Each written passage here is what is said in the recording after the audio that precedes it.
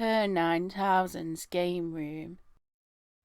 As I've probably previously mentioned before, when I started this whole series of reviews I stuck by a few set rules, one of which was that I would only play games on a proper SNES to review them, and the other was that I'd only play something I actually owned on cartridge. This kind of stopped me from reviewing this game even though I was super eager to do so, as I didn't own the cart. In fact, the closest I'd ever come to owning it was having rented it as a kid from a place called Video City. So why am I reviewing it now then? Have I purchased it? To be blunt, no, I haven't purchased it, but after I'd written 150 SNES reviews and hit my original target, I decided that I would actually continue reviewing SNES titles even though I'd hit my goal, and that kind of to treat myself I'd branch out into reviewing hacks, homebrews and games which I couldn't manage to get my hands on a physical cartridge of due to their price or lack of availability.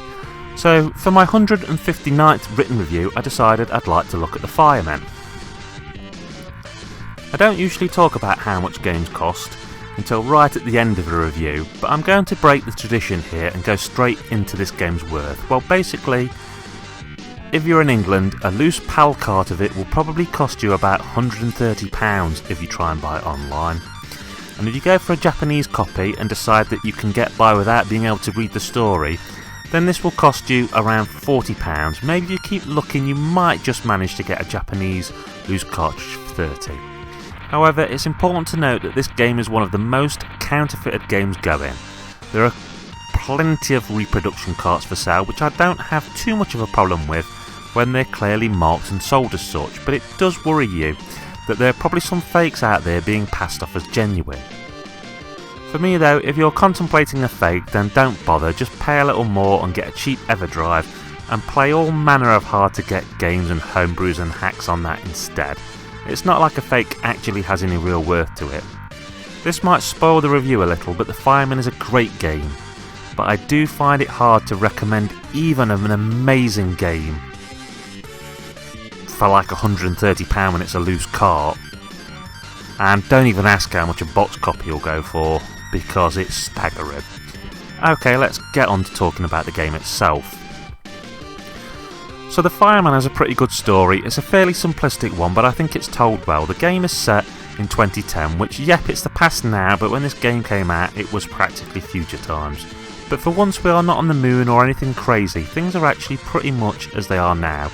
Maybe there are a few more basic robot type things sliding around, but they're not too much more advanced than the robot vacuum cleaners and stuff we actually do get to see in the real world. It's Christmas Eve and a major fire has broken out in a chemical factory. As you can probably guess from the title of the game, you play a fireman. A fireman who is the head of a team of 5 experienced firemen, and it's your job to get in there and to fight the fire. I have to stop and point out the fact that the story is a realistic one.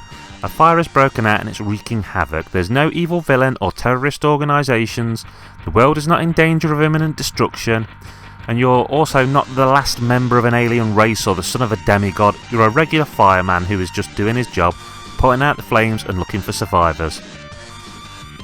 As you're going about your business doing your job, you get regularly contacted by members of your team. You see their picture and get to read their dialogue, and it just really helps to set the scene and immerse you in the game's world. This game really stands out in the SNES's library as something different, or at least it would if more people were aware of its existence. Back in the day I never ever once saw this for sale on any store shelf. I didn't know a single person who owned it, and to be honest, if it was not for the rental store I used to visit, Video City, having a copy of this game, I most likely would not have played this back in the day myself. I have memories of trying to tell other people about this game pre-internet and them thinking that it didn't exist and that it was just some kind of fever dream I had had. Okay, so that's the story talked about, so next on to the most important part, the gameplay. The Fireman is probably best described as being an overhead shooter. Think of something like Super Smash TV, but with more of a story and with using a water hose instead of a gun. A water hose which has 2 types of shot, one straight ahead and another which is a ground shot. Now you need to work out which kind of shot is needed for each situation, and you also have a smart bomb which will extinguish the entire screen. You'll also find yourself crouching down and crawling under various bits of pipe and wreckage. Now I need to press the point that this is not a simulation of real firefighting. The flames don't just sit there spreading the way a fire would spread in the real world. Yes, you'll see a few bits of fire on the force spread, somewhat naturally, but then there are also bits of fire which act, well, for want of a better term, like sentient enemies. Sections of flame that can travel in waves across the screen or zigzag in ways which real fire obviously wouldn't behave. But the game is so great atmosphere-wise that you won't care if it plays it fast and loose with the way fire behaves. I love the fact that your right-hand man, who is constantly following you and helps you fight the fire, actually extinguishes fire with an axe. I think that alone shows you how loose this game is with reality. It's one of those cases of bending reality for the purpose of making a game as much fun as possible. And after all, that's what games are supposed to be, right? Fun? That is the most important thing for a game to be, is enjoyable. The game has 6 stages and each stage features a cool boss battle at the end. They feel just about the right length to draw you in without overstaying their welcome. The controls are great, and I know I must sound like a parrot when I repeatedly say this when talking about a great game, but the controls feel perfect. They do exactly what they are supposed to do, how they are supposed to, and when they are supposed to, and this is one of the things which truly makes the game great, the fact you never feel cheated or conned out of anything, and you always feel like you can do a bit better next time. The levels are well designed with plenty of hidden things for you to find if you care to look. You can find extra smart bombs and upgrades to your hose. The game is decently challenging, but as I have said, it's a fair one. Yes, there are plenty of hazards that can hurt you and things which happen, but there are always cues to let you know when something is about to happen. The game avoids one of the things which really annoys me in gaming. I hate when you're offered an easy mode or a beginner's mode, which then penalises you by either finishing early and not allowing you to see all of the game, or by instead giving you an ending screen which basically turns around and says, "Oh great, you've completed the game. Do so again on a harder difficulty to see the real ending." To me, the point of varying difficulties is to allow people with different levels of ability to still enjoy the game, whether this is by making the game easier so that somebody that otherwise couldn't complete it can, or making the game harder so that it's more of a challenge for somebody and lasts them longer if they're good at games. Well, I'm happy to say that on the Firemen in beginner mode you don't miss anything, which makes the game great for less able gamers who want to enjoy the story without finding things too difficult.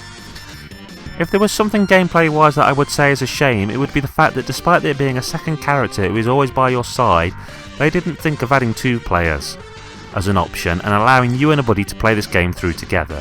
But to be honest, this is just a small gripe, so the lack of this doesn't ruin the game. It would have just made something that is brilliant even more so. The visuals aren't overly great. There's a lot of nice character in them, but they could have upped this a bit.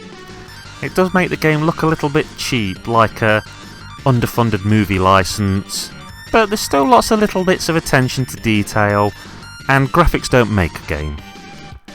The soundtrack though is something I really love. It's got this sort of upbeat, action-packed feel to it. I'd put it up there with things like Castlevania and Mega Man X. I think the game's tunes really stand out, and it's got great boss themes. In conclusion, this game might not look like the most amazing game if you just took a left side glance at it, but if you actually sit down and play it, it's a heck of a good game, and it's something really different on the system. I would strongly recommend that you try this game, and I would very happily give it a 9 out of 10. I think it's a nearly perfect experience. The only thing that could have got it up to a 10 is improving the graphics a bit and slapping in that 2-player cooperative mode. But still, it's a very good game which really hits it out of the park and not enough people know about. Okay, that's Kerr9000 signing off saying keep on gaming.